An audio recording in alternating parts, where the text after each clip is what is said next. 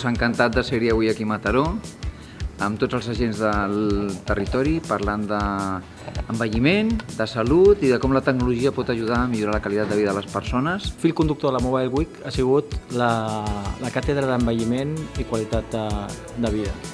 El Mobile Week que hem fet avui en aquesta sessió parlàvem de fer-se gran al segle XXI, que és com apliquem la tecnologia per ajudar la gent gran.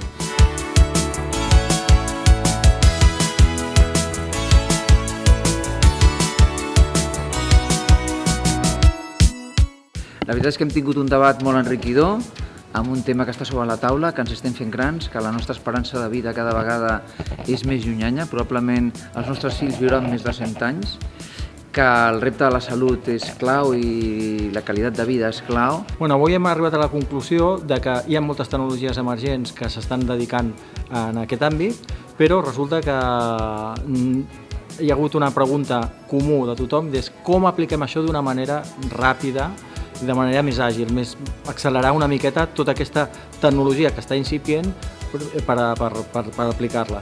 I jo crec que ens hem posat un repte sobre la taula i tenim deures, perquè es veu que la tecnologia hi és, a nivell dels sensors, de la interacció per la veu, de les dades, però tenim el repte d'activar-la i posar-la d'una manera molt senzilla i propera amb les mans de la població perquè millori la qualitat de vida de tothom.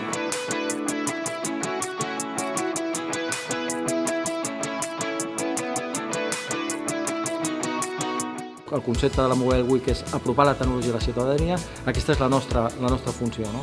Fer que aterrar aquests conceptes tan especials que sentim parlar com intel·ligència artificial, robòtica, tot això aterrar-ho a un nivell que la gent ho entengui. O sigui que felicitats a l'equip de Mataró per agafar aquesta temàtica, felicitats Tecnocampus, a l'Ajuntament per haver fet aquesta feina.